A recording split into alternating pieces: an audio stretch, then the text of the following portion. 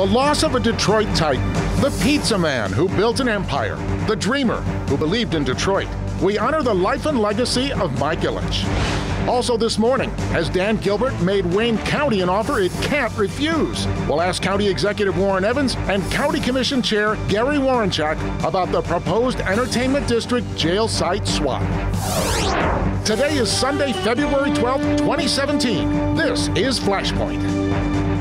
Good morning. I'm Steve Garagiola, and welcome to Flashpoint. Devin Skillion is off today.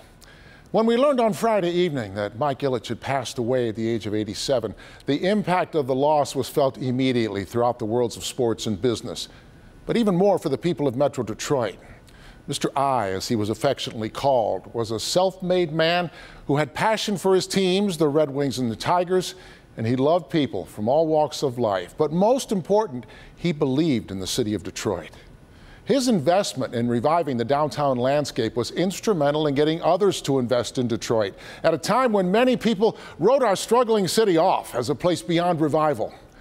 Mike Ilitch was a billionaire several times over, but he never forgot where he came from.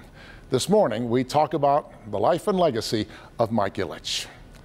Now, Wayne County has been trying to find its way out of a mess that sits in a freeze frame on the east edge of downtown. It's the over-budget and under-delivered Wayne County Jail. It happens to sit on a piece of property coveted by a billionaire duo of Dan Gilbert and Tom Gories, who would like to have a Major League Soccer team play at that same address. This week, the debate took a sharp turn. Gilbert is offering a swap. He gets the land for the stadium complex, but rather than giving the county a check, he says he'll give them a fully built justice complex along I-75, and he'll build it for the money the county has earmarked for the current project. Well, that sounds like a miracle cure, right? Maybe not so fast. First of all, not everyone on the county commission appreciated the plan being rolled out to the public before a formal delivery to the commission. Others figure if it looks that good, it can't be true. We'll take a look back and a look forward today on Flashpoint.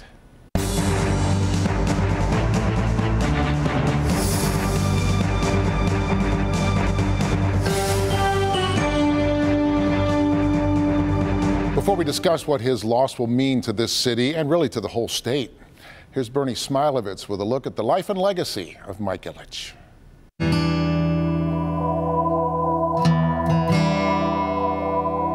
Mike Ilitch was a real Detroiter. Born in the city on July 20th, 1929, he grew up on the West Side, and his love of sports was evident from an early age. After a stint in the Marines, he signed a minor league contract in 1952 with the Tigers for $3,000 and spent the next 4 years in the minors. But a knee injury ended his playing career, and his business career, well, that was about to begin. In 1959, he opened his first Little Caesars in Garden City, and Mike Ilitch was on his way. By the 80s, his pizza empire was thriving, so he turned his attention to sports, where he became a huge success because he always remembered the fans. I lay back in the bed and I think, I said, all the places are happy, thousands of bars, and I'm so appreciative of their fans, and it's going to make them feel good when they go to work, and it just picks everybody up. In 1982, he bought the Detroit Red Wings for $8 million. The Wings were so bad in those days, Ilitch would give away cars to lure fans to the arena. Guy calls up after my third car and said, Mr. Ilitch? He goes, yes, sir. He goes, Joe Canamone. I said, yes, sir, Mr. Canamone. He goes, I won a car. I said, congratulations. He goes, but Mr. Ilitch, I don't like the color at all. So, you can't satisfy everybody. But it wasn't long before the Wings began to turn things around. In 1997, they ended a 42-year dry spell and brought the Stanley Cup back to Detroit. The city held a parade, the likes of which had never been seen before. We got more fans in Detroit than they got in the whole NHL. Take a look at that. Under Mike Ilitch's watch, Detroit celebrated 4 Stanley Cups and became known as Hockey Town. Then in 2003, Ilitch was inducted into the Hockey Hall of Fame, an honor he treasured because of his beginnings. This is really something special for a blue-collar worker raised by blue-collar parents in a blue-collar town. I want you to know you've made a young boy from the west side of Detroit one of the happiest guys in the world. But Mike Ilitch never rested on his past accomplishments. In 1992, he bought the Detroit Tigers from Tom Monahan for $85 million. Nothing's available when it's red hot usually, unless you want to pay 25 times the value. And I think it's a good time to buy, because I think this is one of the best franchises, one of the top 10 franchises in the country. Ilitch loved baseball. For many years, though, the Tigers could not win. And at times, they became a national punchline. You know, I love the Discovery Channel. Always. There is a breed of tiger. They have discovered a breed of tiger with no teeth and no killer instinct. I believe they're called the Detroit Tigers. But all the joking just further pushed Ilitch to succeed. Even he admitted the Tigers were a source of concern. I tell people when I see them, I say, you know, you think you got problems? I don't want to, you know, you want to do, you want to buy the team, you know. But I don't say buy the team, but I say, you know, you think you got problems, because, you know, it's a big problem. And produce he did. A World Series appearance in 2006, another in 2012. Once the payroll was raised, so were the Tigers. And it was all because of Mike Ilitch. I walk on the elevator when we lose, and they'll say, hang in there, Mr. Ilitch, hang in there. I said, they're pumping me up. They're pumping you up, huh? Yeah. Yeah. That has to feel good for you. Oh, it does, you know, because they know I care. Mike Ilitch was a self-made man. From humble beginnings in Detroit, he amassed a fortune estimated to be near $3 billion. He is known as the owner of the Red Wings and the Tigers, but he also brought the Fox Theater back in the late 80s. He built a junior hockey program here in Detroit. It was his influence and money that made Comerica Park possible, and his philanthropy, well, that's well known. When asked how he wanted to be remembered, Ilitch's humble upbringing took over.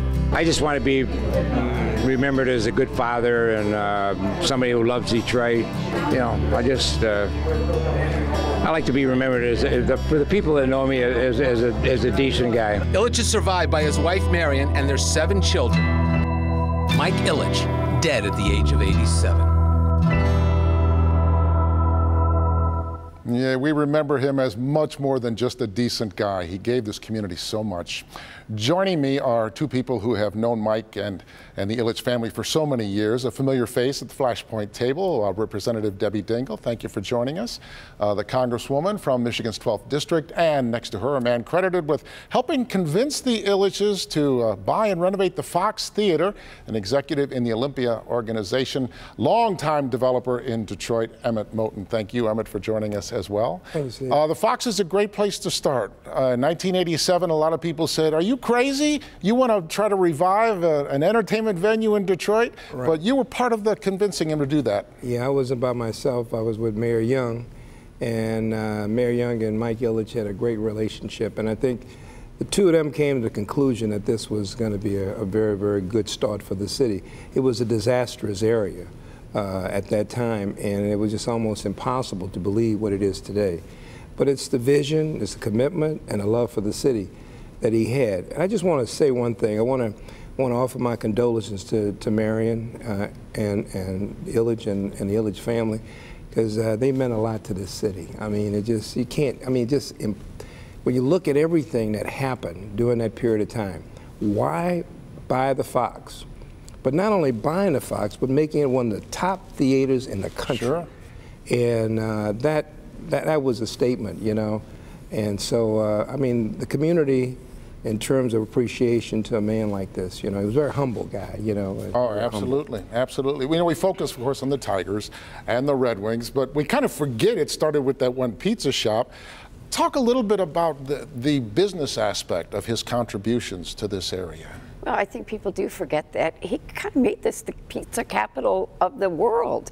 Yeah. And it did start with one pizza shop, and those pizzas have brought us the sports teams that we love and have become the champions. He was a very important businessman in this area. He believed in Southeastern Michigan. He's one of the old school business people that believes in investing in the community from which you came from, and knowing that his business will succeed when our community succeeds. And his vision was always much more than 2 sports franchises. It was just very quiet, you know, that he went about it. He was very, he was just real. He never, ever was anything other than the kid from this area that loved, I mean, Mike is just a real person, was a real person, and I join Emmett in and our heart goes out to the kids and to Miriam, because it's a loss for the family. He was the proudest accomplishment, he would always say, was being a father. Yeah. Oh, he and his family, so close. But you know, a lot of people really don't realize that the people who helped him revitalize the Fox were the folks that lived and worked in that neighborhood, the welfare mothers, the people from Share House. Folks like that, the artisans, the old tradesmen that he was able to find to help bring that theater back. People look like Detroiters. And, you know, he spent a lot of time with those folks, you know, and they appreciated him. So I always said, you know, we never lost a window. And why? The people appreciated Mike Ilitch because they knew what he gave to them. They gave them opportunities. And a lot of those folks went to work for him at Little Caesars, you know, after they left. Sure. So, I mean, that's the kind of hidden stories about this guy. Well, and talking to so many people last night, the one thing that kept coming up, whether it was a star player or it was an usher or a stonemason, everybody was the same for Mike Ilitch. And that's how he treated everybody. And that's remarkable. Yeah, He really, everybody was the same. And he knew, you know, the Red Wings and Tigers are the heart and soul of his community. Oh, sure. We may be divided on politics and everything else, but those teams, they bring us, they've got that spirit. And he understood being the spirit of what kept us all together. Oh, absolutely. We should touch on, even though I think we're all in agreement, the contributions of Mike Ilitch and the Ilitch family. He had his critics. There were those who criticized because here you have a billionaire who took public money to build Comerica Park, a billionaire who took a lot of public money to build this new stadium. Is that criticism fair? Not really. When you look at all the stadiums that were built, very, very, very, very, very few had private money from the individual. Mr. Ilitch put a lot of money in that building. He was more criticized from his counterparts in Major League Baseball, you know, for taking that step. But he said, this is my town. You know, I'm going to invest. And he invested not a nickel. It was quite a bit of money in that he invested, the family. So, I mean, you know, it's a billionaire getting something, but this guy put something back in. And, but, you know, you got to look at it. He built that team. You know, that's money in that team.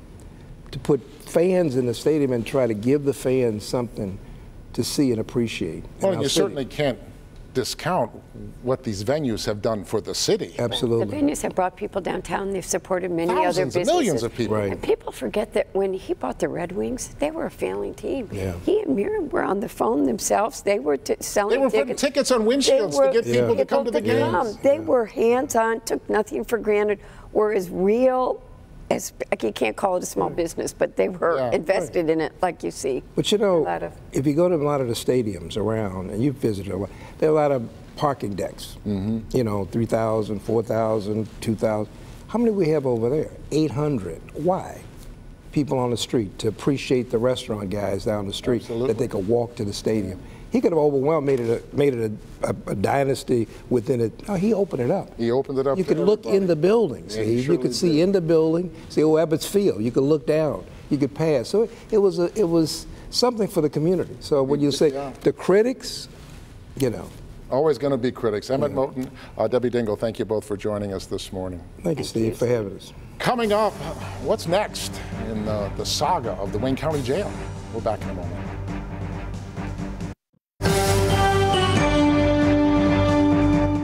The latest volley in a critical high-stakes decision for Detroit and Wayne County is the proposed jail site swap. Earlier this week, Devin Skillion sat down with two of the men in the center of it. All right, let's get into what I guess we'll call the big swap. Dan Gilbert's plan to build a new justice complex to swap it out for a soccer stadium where the current jail project was scheduled to restart any day now. Happy to have with me this morning the Wayne County Executive Warren Evans and the Commissioner of the Wayne County Commission, Gary Warrencheck. Gentlemen, thank you very much for coming. Glad to be here. Executive Evans, let me start with you. What was your thumbnail thought when you first heard the rollout of this idea? Cautious optimism, I guess. You know, it's on its face. It is not the kind of proposal that you would discard out of hand, at least I wouldn't, you know. But there are a lot of unanswered questions that aren't in the proposal, and that doesn't mean that the answers won't be good. It just means we don't have answers at this point. And so it's impossible for me to commit. I think we'd like to look at it farther, and I'm certainly prepared to ask the chairman through the commission for some consultants, a consultant contract to look and flesh out exactly what is it we're getting for the $300 million. Commissioner, your thoughts when you first heard this, and I'll frame that by saying your colleague, Ilona Varga, said that she was that quickly hearing from her constituents saying, don't fall for it, which I guess casts quite a bit of suspicion on what Mr. Gilbert is up to. The initial reaction was mixed when it was first rolled out. Within a day or so after the public got a chance to digest it, I started hearing from constituents saying, this is too good to be true, jump on this. And neither is correct. Because it's not the greatest deal that the county's ever seen. At least I don't think so yet. And not to open with a cliche, but the devil is in the details. Sure. There's a lot beyond. I mean, it looks like we're swapping an even swap. We're breaking out even, and we're going to get everything we wanted. But there is a lot more scrutiny that needs to go into it. Were you okay with the fact that the plans seemed to roll out to people and the press and the public really before a formal delivery to you? I had a problem when they originally rolled out a soccer stadium plan, saying we're going to build this wonderful soccer stadium and it's going to be on land that we don't own and we haven't talked to the owners yet. That was a bit of an overreach. This past week, we kind of knew this was coming, that they were going to make a last-minute pitch for this, so that didn't bother me so much. We have been working for a year and a half. At least on moving forward on our own, continuing where the project stands. And we were just about ready to pull the trigger on that. We have a company that we've engaged, and we're going to have to figure out how to balance all of that while still scrutinizing this. If it ends up being anything close to a wash, my hunch is that you would believe that you owe Wayne County taxpayers any chance to save money. But if it's a wash of any kind, is there any benefit to the county at all to having Major League Soccer downtown? Does that do anything for you? That winds up being a different discussion. Yes, in an overall sense, through time, having more people working downtown, more people paying taxes, all of that eventually would help the city of Detroit. It does not generate any revenue for the county at all, and so that's just a reality. The county may have increased costs, but it doesn't particularly get revenue out of it. Not necessarily that that's a bad thing. But the main issue for me is the fiduciary responsibility is the county taxpayers to give them the jail that unfortunately we have to have at the cheapest price. And if this deal is solid, then one of the advantages is it's 3 brand new buildings instead of finishing 1, which is a plus. But there's still a lot we don't know. Commissioner, I think some people have developed a certain skepticism about the ability of soccer stadiums to really generate much other than the excitement that they bring, that the real revenue is kind of hard to attach to it. Where are you on that? And I think they've adjusted for that in the plan since they originally rolled it out. Now they're talking about if they get that property, it would be a multi-use. With a lot of different things other than a soccer stadium. Pro soccer is a fragile industry right now. There's no question about it. We wish them all the best if they were to go ahead with it, but no guarantees of success for that. And I'll say this too, when they first rolled it out some months back that they want to pursue pro soccer, I did not get a wave of public acclamation saying this is a wonderful thing. It may wind up being a wonderful thing, but I'm not sure that it sells just yet. There were some who had the take that this was a little bit of an insult to government, to say, look, I know government can't deliver anything on time and on budget, so I'll build it. I know how to do that, and skipping the part of you deciding how to build it, who should be contracted for it, all of those things. Was there any kind of slap involved suggested in this? I don't think so. I mean, if you look back at Wayne County's history with the jail the first time around, I mean, I'll listen to that one. I don't, we would not be devoid of knowing exactly what's going to be built and having an owner's rep there regardless of who builds it. You've got to have some kind of oversight through the whole process. Absolutely. I mean, nobody's going to build it and then just say, by the way, here it is, guys. We'd have to agree to the specifications, of course. Sure. Yeah. There was also a wrinkle in this that seems a little problematic, perhaps, and that is that he expects to recoup the generated savings in it, which I think is an interesting wrinkle. But what does that really mean? That's where it lost me a little bit. The proposal was pretty straightforward until, I don't even know what do they call it? The money savings credit. Operational savings credit. That wasn't fully explained what that was. And it says to me that Wayne County is going to pay for this fixed cost, but then there might be more costs down the road. I'm not crazy about that part of it.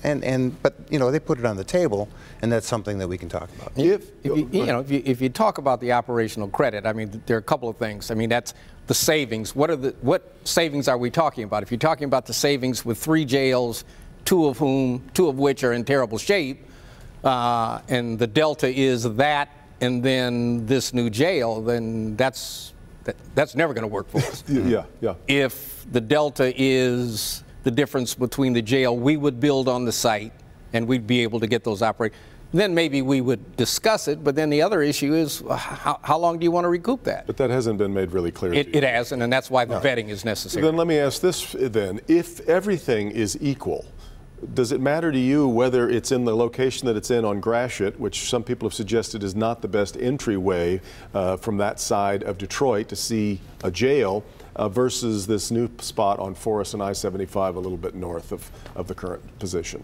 Is that a better spot? I would say a couple of things. One is I have consistently not had a dog in the fight about what goes on that existing site.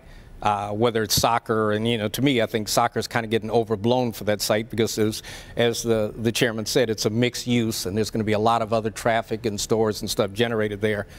On the other hand, much like the Red Wings arena, it is seen as more than a sports venue now. Absolutely. Yeah. If you look at the location that they're proposing to do this, I would see a big boom for development in that area if something went over there. So they're good and bad points about the whole thing. The main thing is soccer cannot be, I mean, I can have a personal feeling about soccer, but my responsibility is to make sure that Wayne County taxpayers don't pay any more than they need to pay.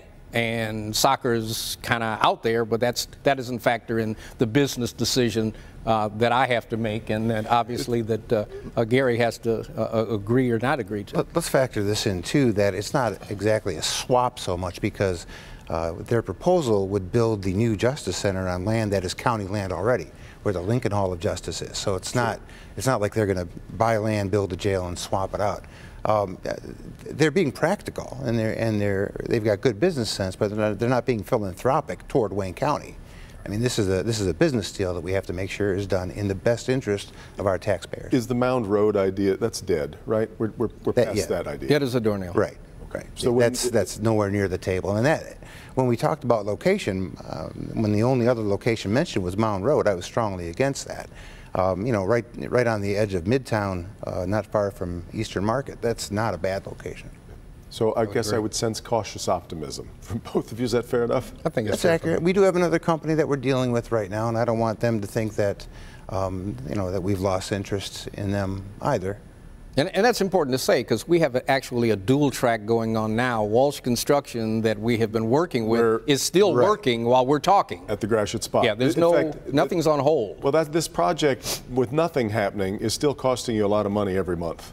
Well, it is. Right. I mean, yeah, the site. But I mean, we have been working for months to get to the point where we could finish on that site, and we're still doing that. I mean, we'll certainly vet this other proposal, but we're not putting progress on hold while we vet it, because if we vet it and it doesn't work for us, where are we going to be? Then best case scenario, how far away are we from the county having a decision on the proposal? Best case scenario. My guess is a few months. Mm-hmm. Yes. No longer than that. Gentlemen, thank you both very much for being here. Really appreciate the conversation. Back with more Flashpoint in a moment.